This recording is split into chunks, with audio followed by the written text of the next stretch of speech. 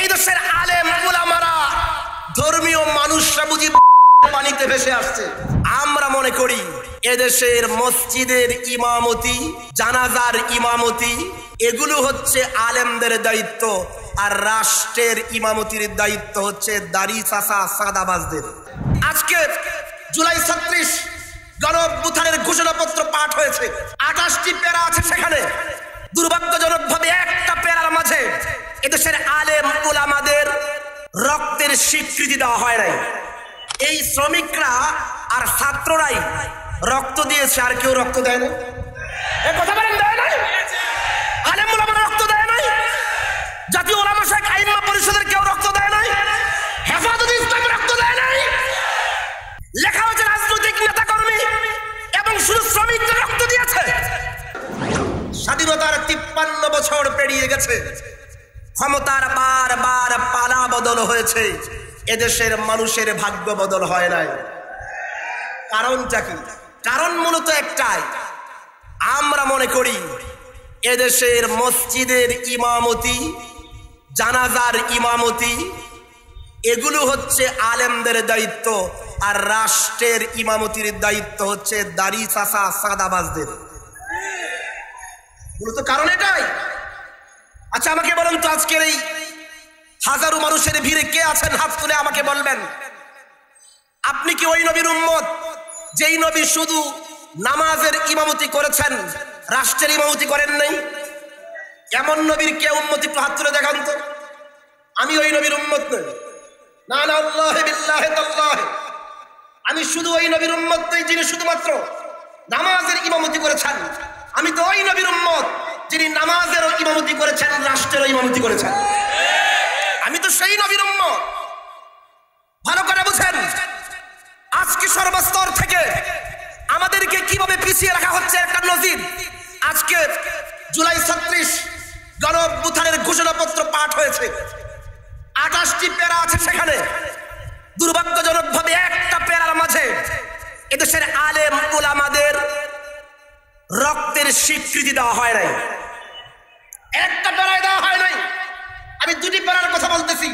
১১ নম্বর প্যারায় লেখা হয়েছে, যেহেতু শেখ হাসিনার ফ্যাসিস্ট সরকারের বিরুদ্ধে রাজনৈতিক দল, ছাত্র ও শ্রমিক সংগঠন সহ সমাজের সর্বস্তরের জনগণ গত ১৬ বছর যাবৎ সংগ্রাম করে জেল জুলুম, হামলা মামলা ও গুম খুন ও বিচার বহির্ভূত হত্যাকাণ্ডের শিকার হয়েছে।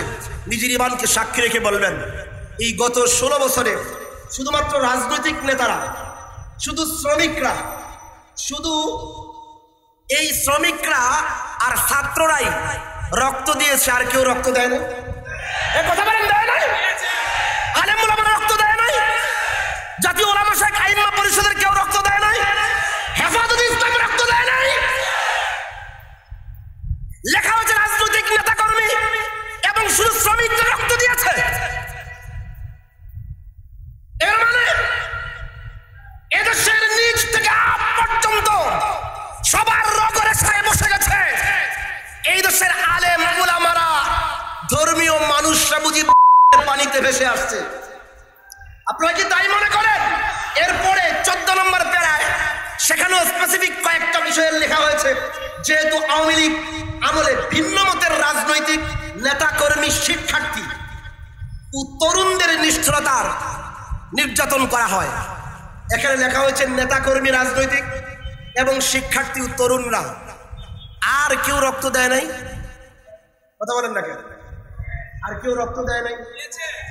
এই কৃপণতার কারণ কি আমরা তীব্র প্রতিবাদ জানাই। আমি গত ৫ জুলাই, মানে গত বছরের ৫ জুলাই যখন গণঅভ্যুত্থানের পরে সংসদ ভবনের সামনে যায়, আমার সাথে ৩ জন ছাত্র, যেটা ইস্ট ওয়েস্ট ইউনিভার্সিটির একজন আমার সাথে আসছে রামপুরা পর্যন্ত, ছেলেটা আমাকে বলল, হুজুর আজকে যদি আপনাদের হেফাজতে ইসলাম এবং ইসলামী আন্দোলনের নেতা কর্মীরা আজকে আমাদের সাথে না থাকতো, আমরা কোনোভাবেই পুলিশের ব্যারিকেড ভাঙতে পারতাম না। কেন বলে যান? এর চেয়ে বিশ্বাসঘাতকতার কিছু হতে পারে না। শেষ কথা বলি বুঝেন, সময় অনেক পেরিয়ে গেছে।